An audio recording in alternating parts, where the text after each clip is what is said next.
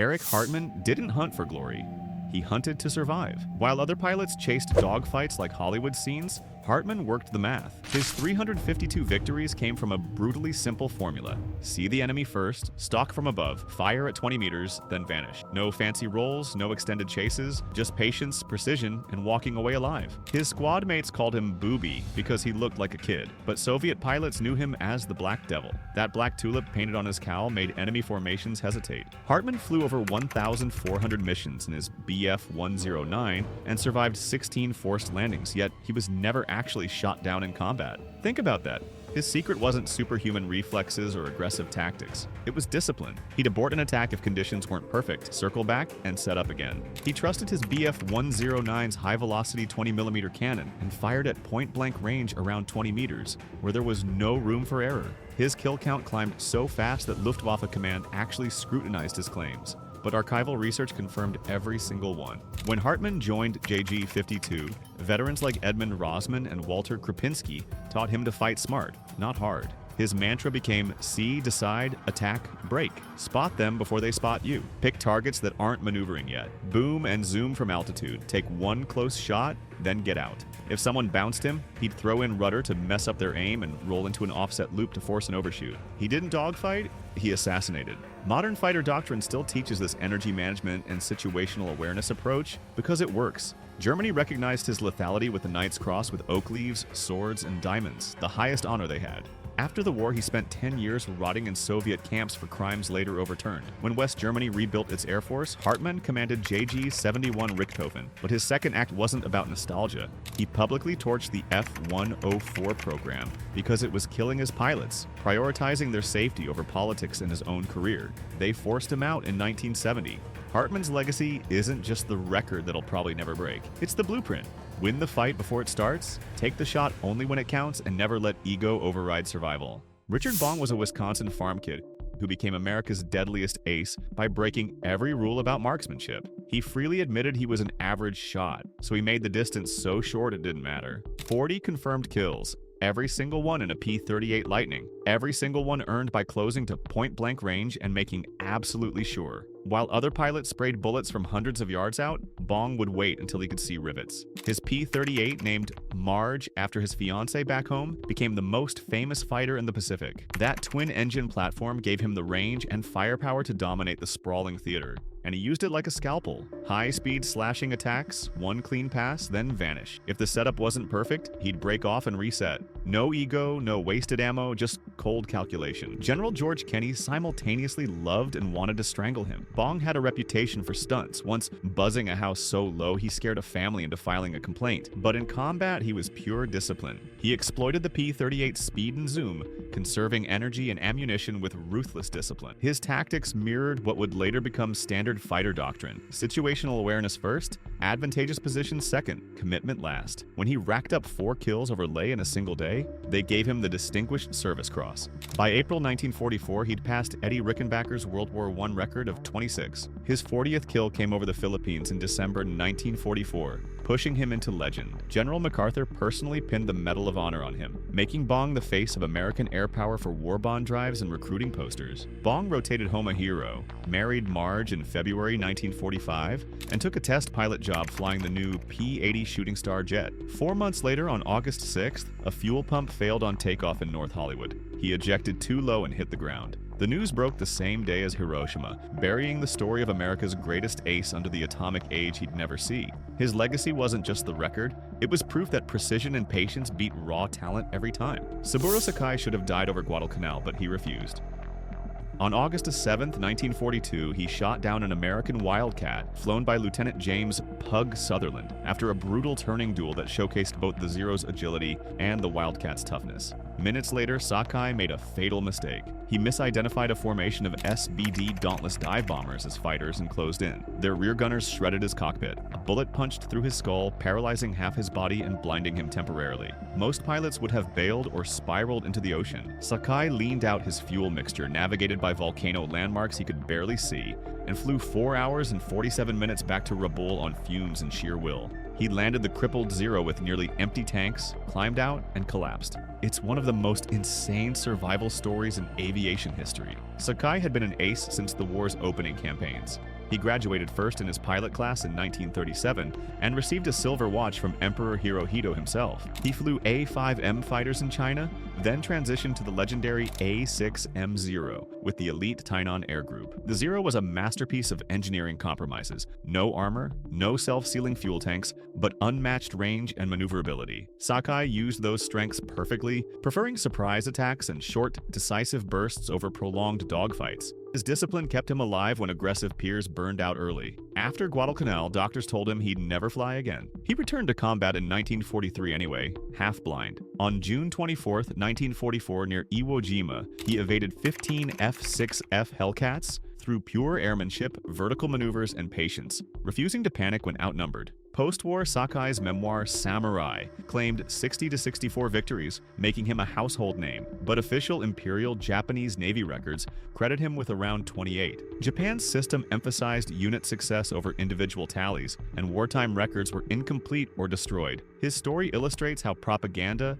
lost documentation, and memoir embellishment shape ace legends. After the war, Sakai became a devout Buddhist and vowed never to take another life. He founded a printing business and met former enemies, including Harold Jones, the SBD rear gunner believed to have wounded him. In 2000, he attended a U.S. Navy dinner at NAS Atsugi and died of a heart attack that night at 84. The samurai went out surrounded by the people he once fought, proof that even the fiercest warriors can find peace. Giora Epstein was rejected from flight school for a heart condition, so he became a paratrooper and racked up 700 jumps instead. When he reapplied and finally got cleared in 1963, he brought that same cold precision to the cockpit. They called him Hawkeye because he could spot enemy aircraft 24 miles out, turning every engagement into an ambush before the fight even started.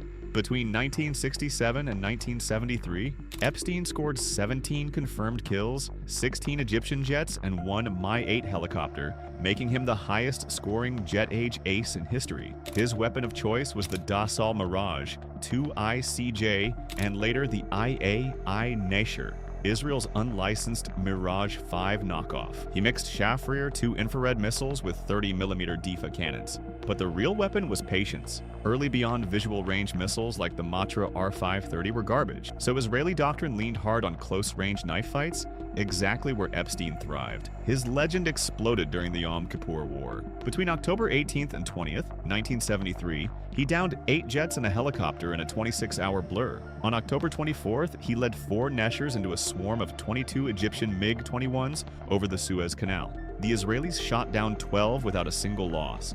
Epstein personally claimed 3. Popular retellings say he once faced 11 MiGs alone and walked away untouched, though the exact details blur into legend. What's confirmed is his method: spot them first, set up the geometry, take one high-probability shot, then reset. He refused to bleed energy in prolonged turning fights. If the sight picture wasn't perfect, he'd disengage, climb back to altitude, and start over. Delta Wing fighters like the Mirage and Nasher were monsters in vertical maneuvers, and Epstein exploited that ruthlessly. He wasn't flashy, he was surgical. His discipline became doctrine. The Israeli Air Force built an entire training culture around initiative, situational awareness, and the reset, principles Epstein embodied every time he strapped in. After the wars, he commanded squadrons, flew the F-16 in 1988, and retired in 1997 to fly for El Al. In 2018, Israel promoted him to brigadier general. He died in July 2025 at 87, still the king of the jet age, proof that seeing first and shooting smart beats everything else in the sky. Robin Olds didn't just break rules, he made breaking them look cool. This guy was a West Point All-American linebacker who became a squadron commander at 22, racked up 12 kills in World War II, flying P-38s and P-51 Mustang, then came back for round 2 in Vietnam and added 4 more in an F-4 Phantom. 16 confirmed victories across 2 wars, 2 completely different eras of aviation, and he did it all while sporting a handlebar mustache so epic the Air Force still celebrates Mustache March because of him. When a general told him to shave it after returning stateside, Olds complied, but the stash had already made its point. It was his middle finger to bureaucracy, a silent rebellion that said more than any memo ever could. By 1966, the 8th Tactical Fighter Wing at Ubon, Thailand was bleeding morale. The Air Force had spent the 60s obsessing over nukes and strike missions, letting dog-fighting skills rot. Olds took command and immediately started screaming that they'd forgotten how to fight in the air. He was right. The F-4C Phantom was a beast, twin-engine, radar-guided missiles, but it had no internal gun. gun. Olds hated that, but he also refused to let his pilots mount gun pods because they created drag, and nobody had trained for gunnery anyway. It was a sober call, leadership over emotion. Instead, he focused on what they could control: deception, timing, and setting up the fight before it started. On January 2nd, 1967, he launched Operation Bolo, one of the slickest tactical traps in air combat history. Here's how it worked. North Vietnamese MiG-21s had been ambushing F-105 Thunder Chief strike packages and disappearing back into restricted airspace. The MiGs knew the F-105 routes, altitudes, and formations. So Olds had his Phantoms dress up as F-105s. They flew the same routes, same altitudes, same formations, and carried the same QRC-160 jamming pods to spoof radar signatures. The North Vietnamese took the bait. MiG-21s scrambled expecting slow, bomb-laden thuds. Instead, they got a swarm of Phantoms loaded for air-to-air. The U.S. Air Force shot down 7 MiG-21s in about 12 minutes with 0 losses. Olds personally claimed one. Activity dropped off for weeks. It was a masterclass in operational deception, proving you could win the fight before the merge by controlling the enemy's decision-making. Olds wasn't done. On May 4th, he bagged another MiG-21. On May 20th, during a chaotic furball after his wingman got shot down, he stayed disciplined and downed 2 MiG-17s. That's rage control turning into precision. In August 1967, he led the strike on the Paul Doomer Bridge in Hanoi, one of the most heavily defended targets in North Vietnam, earning the Air Force Cross. His Wolfpack became the top MiG killing wing in Southeast Asia. After the war, his critiques of Air Force doctrine helped fuel the push back toward aggressive air-to-air training and renewed emphasis on guns and maneuvers. Olds died in 2007 and was buried at the Air Force Academy Cemetery. But his legacy is still in every fighter pilot who knows that tactics, leadership, and a little bit of swagger can change the game. Randy Cunningham and Willie Driscoll became the first American aces of the Vietnam War on the same day they almost died, May 10, 1972. They were flying an F-4J Phantom II off the USS Constellation, callsign Showtime 100, and they'd already bagged 2 MiG kills earlier that year. But this day was different. After a strike mission near Haiphong, a massive furball erupted. Cunningham and Driscoll splashed 2 MiG-17s in quick succession, then got jumped by a third. What followed was one of the most brutal dogfights of the war, a low-altitude knife fight that devolved into tight vertical scissors and one-circle turns where the nimble MiG-17 should have shredded them. The Phantom was a missile truck, not a dancer, but Cunningham played the energy game perfectly while Driscoll managed the radar, intercept geometry, and comms from the back seat. They forced a close-range rear aspect shot and fired an AIM-9 Sidewinder. Splash. 5 kills total. Ace status. Minutes later, an SA-2 surface-to-air missile punched through their jet. They ejected over the Gulf of Tonkin and got picked up by a rescue helicopter, ending the Navy's biggest MiGy killing day of the war. Both received the Navy Cross. The story gets weirder. For years, people claimed that the last MiG-17 was flown by Colonel Toom, a North Vietnamese ace with 13 kills. Except he never existed. North Vietnamese records show no such pilot. The legend likely came from misread signals intercepts, tail numbers, and victory markings that were painted on aircraft, not tied to individual pilots. It's a perfect example of how wartime myths get built. Cunningham and Driscoll were products of a doctrinal revolution. Before 1968, Navy missile performance was garbage and training was even worse. The Alt report exposed the gaps and led to the creation of Top Gun, the Navy Fighter Weapons School. By 1972, the Navy's kill ratio had skyrocketed to around 12 or 13 to 1. Cunningham and Driscoll embodied that shift. The F-4J had no internal guns, so they lived or died by their missiles, AIM-9 Sidewinders and AIM-7 Sparrows. They didn't spray and pray. They waited for high-probability shots, exactly what Top Gun drilled into every graduate. Their success validated the alt fixes: better missile quality control, smarter debrief tools, and disciplined tactics that mixed beyond visual range and within visual range skills. The crew model mattered too.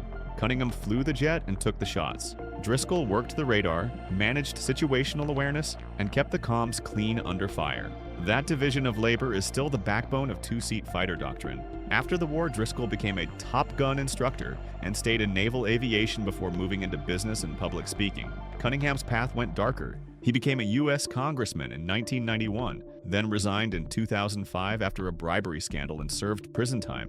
He died in August 2025 at 83. Their story is a rise, a fall, and a training lesson that never gets old. Ace today, doctrine forever. Nguyen Van Kock lost his father and uncle to the French before he could even fly, but those losses pointed him straight toward the cockpit. Born in 1942 in Bac Giang, he grew up near an air base and enlisted in 1961. The North Vietnamese sent him to the Soviet Union for 4 years of training at Bataisk and Krasnodar, and when he came back in 1965, he joined the 921st Red Star Fighter Regiment flying MiG-21s.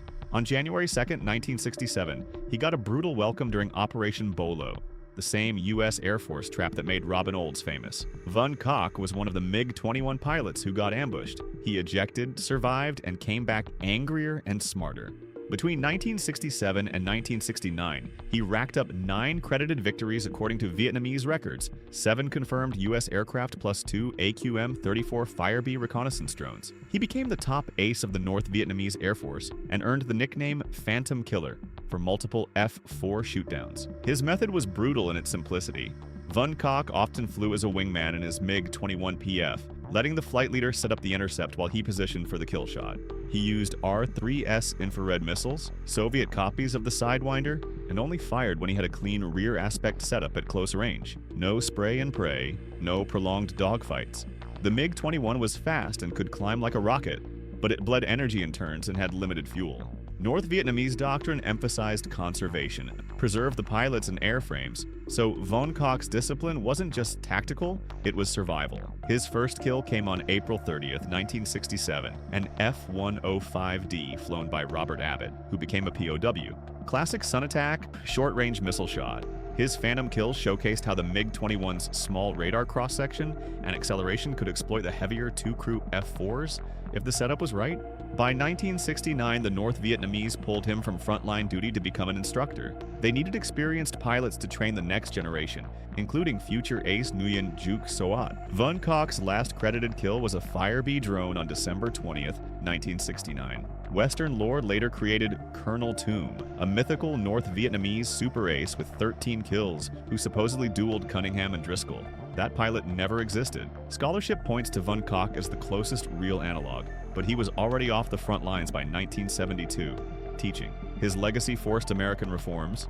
Top Gun, better missile quality control, and disciplined debrief culture all came partly because pilots like Von Koch proved that smaller jets with smart tactics could bloody advanced strike packages. He stayed in the Air Force through 2002, working in the Inspectorate, a quiet career after a war that made him a legend on both sides. Viktor Belenko didn't shoot down any planes. He stole one and changed everything. On September 6, 1976, he was flying a routine training sortie out of Chuguyevka in the Soviet Far East, strapped into a MiG-25 Foxbat, the fastest operational interceptor on the planet. Then he broke formation, dropped to low altitude to avoid radar, and bolted east across the Sea of Japan. His fuel gauge was screaming. He aimed for a Japanese military base but missed and diverted to Hakodate, a civilian airport with a 6,000-foot runway.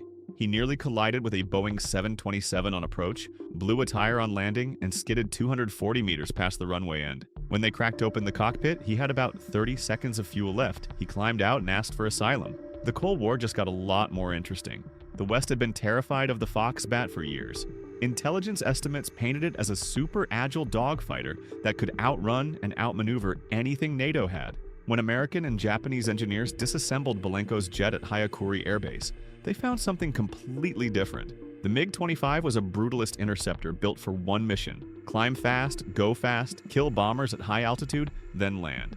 It had massive engines, a Smerch A radar with enormous power and range, and long-range R-40 missiles optimized for beyond visual range shots against high-flying intruders like the SR-71 or hypothetical supersonic bombers. But it was a brick in a dogfight. Limited agility, short legs, and avionics packed with vacuum tubes instead of transistors. The tubes were powerful and resilient to electromagnetic pulses, but they were old-school tech. The Foxbat wasn't a knife fighter, it was a missile bus designed to ambush bombers, and its look-down radar performance was terrible. This reset everything. NATO stopped over-designing counters to a mythical Soviet superfighter and validated the F-15's sensor and energy approach instead. Japan got embarrassed. A Soviet interceptor had flown across their airspace at low altitude, landed at a civilian airport, and nobody stopped it. They upgraded their radar coverage and intercept procedures immediately. On November 15, 1976, they shipped the disassembled Foxbat back to the Soviets in 30 crates aboard a cargo ship. The Soviets complained that about 20 parts were missing. Japan invoiced them for airport damage. Neither side paid. Belenko got U.S. citizenship, worked as a defense consultant, co-wrote a best-selling memoir called MiG Pilot, and spent the rest of his life as the guy who gave the West its biggest intelligence gift of the Cold War. He died in September 2023 at 76. One pilot, one sortie, and a strategic reset that proved people matter more than platforms. Chuck Yeager started as a mechanic, and that's probably why he didn't die. Most pilots in 1947 thought the sound barrier was an actual wall, something that would rip your plane apart if you hit it wrong. Yeager knew better because he understood how the machines worked. On October 14, 1947, he climbed into the Bell X-1 Glamorous Glennis with 2 broken ribs from a horse riding accident 2 nights earlier and couldn't even close the hatch himself. His buddy Jack Ridley handed him a sawed-off broom handle to use as a lever. Problem solved. A B-29 hauled the X-1 to altitude, dropped it, and Yeager fired the rocket engine. He hit Mach 1.06 at around 43,000 feet. No jolt, no shock, just smooth air on the other side of what everyone thought was impossible. The feat stayed classified until June 1948, but it unlocked every high-speed jet and spacecraft that came after. Yeager wasn't famous for his combat record, but it was solid. He scored 11.5 aerial victories in World War II, flying P-51 Mustangs with the 357th Fighter Group. On October 12, 1944, he became an ace in a day by downing 5 Bf-10-9s in a single mission.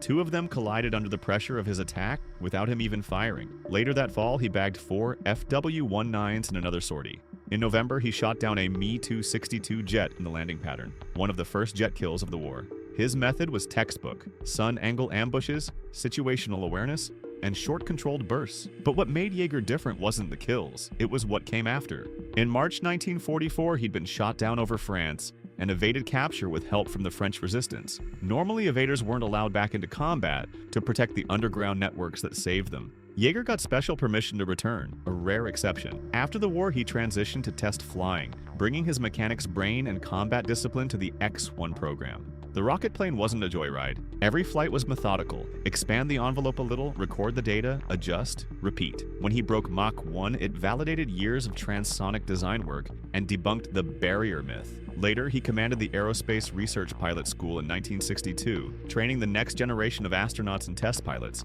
pushing a data-first, checklist-first culture that still defines flight tests today. Yeager's legacy isn't about how many planes he shot down, it's about shifting the entire profession from aces who chased glory to engineers in cockpits who tamed physics. Every 4th and 5th generation fighter flies on aerodynamic and flight control knowledge his work helped build. He named his planes after his wife Glennis, who he married in 1945 and who died in 1990. He remarried in 2003 and died on December 7, 2020, at 97 years old in Los Angeles. The X-1 Glamorous Glennis is on display at the Smithsonian, a reminder that pilots don't just fight enemies, they fight the impossible and make it routine. Anatoly Kavochur should have been a fireball at the Paris Air Show in 1989, but he walked away. On June 8th, he was flying a MiG-29 Fulcrum in a low-speed display when a bird hit the right engine. Fire erupted immediately. Most pilots would have pulled up and punched out. Kavochur stayed in the cockpit, steered the dying jet away from the crowd line, and ejected 2 to 2.5 seconds before impact. His Zvezda K-36D ejection seat fired, the chute deployed, and he landed about 30 meters from the fireball. The whole sequence got caught on camera and went worldwide, instantly making the K-36 seat a legend and proving Soviet pilotage wasn't just propaganda, it looked like luck.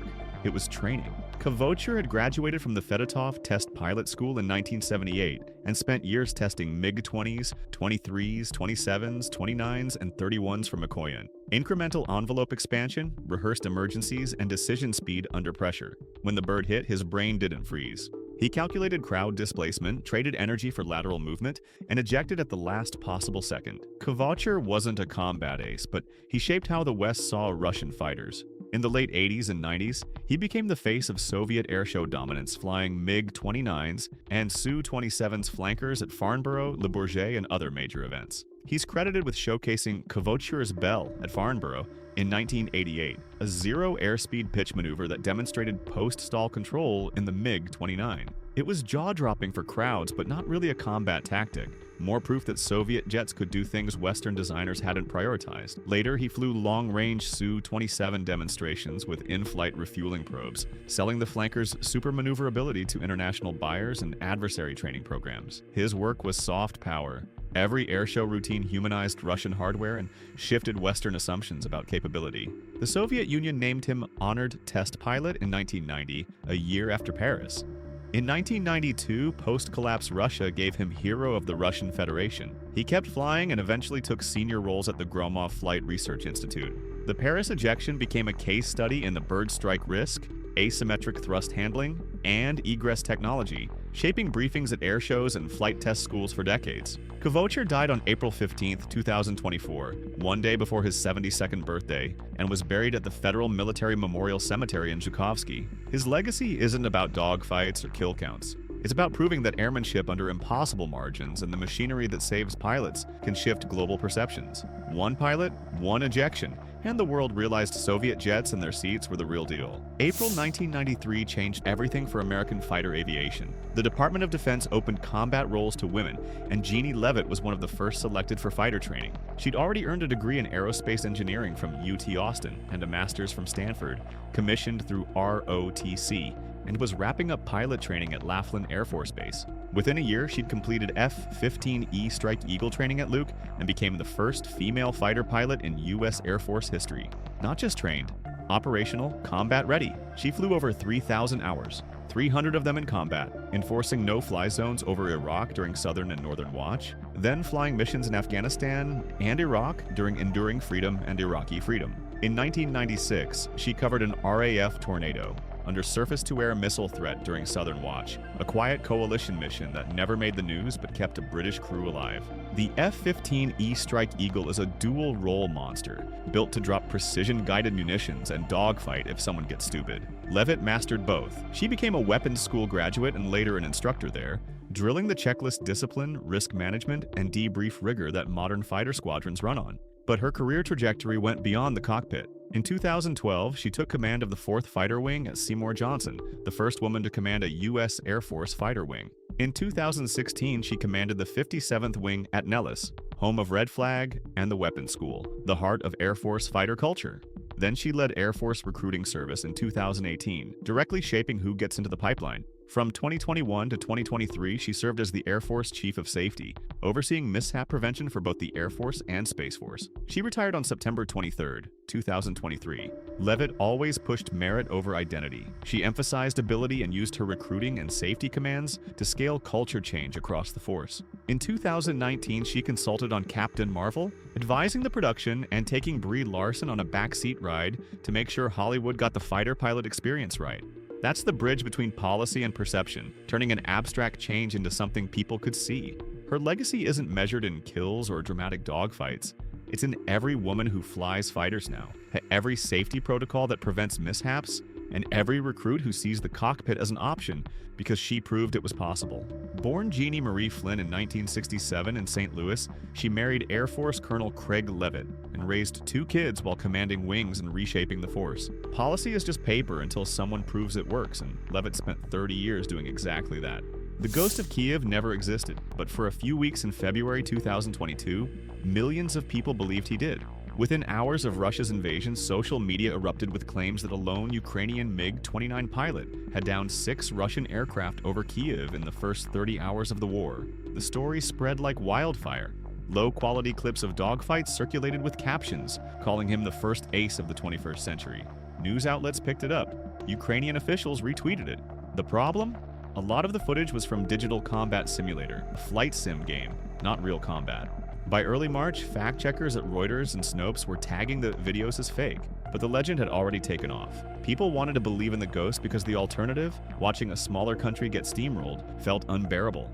On April 30th and May 1st, 2022, Ukraine's Air Force finally issued a clarification. The Ghost of Kiev was a superhero legend, a collective image representing the pilots of the 40th Tactical Aviation Brigade, not a single ace. There was no verified evidence that one pilot had achieved the viral tallies. The kills attributed to the Ghost were real, but they belonged to multiple pilots flying MiG-29s in defense of the capital. Major Stepan Tarabalka, a real Ukrainian pilot killed on March 13th, got briefly misidentified as the ghost by UK tabloids, but the Air Force denied it. Tarabalco was a hero in his own right, just not the mythical lone wolf the internet wanted.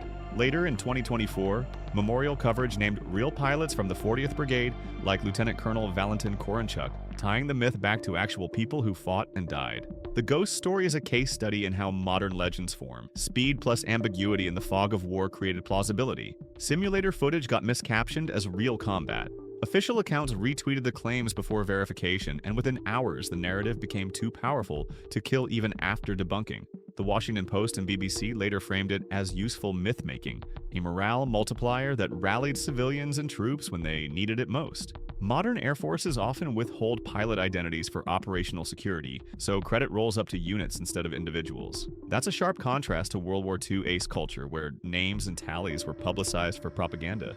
In 2022, the 40th Brigade became the ghost, and the ghost became them. What matters here isn't whether the ghost was real, it's what the story reveals about information warfare and how we consume conflict in real time. Viral legends can be born in hours, but verification takes days or weeks. The ghost stuck because a simple narrative, one ace saving Kiev, beat the messy truth. Even after the debunk, patches and nose art kept appearing on Ukrainian jets, the symbol continued to motivate long after the myth collapsed. In the age of social media, heroes can become memes before anyone checks the receipts, and sometimes the story matters more than the name behind it.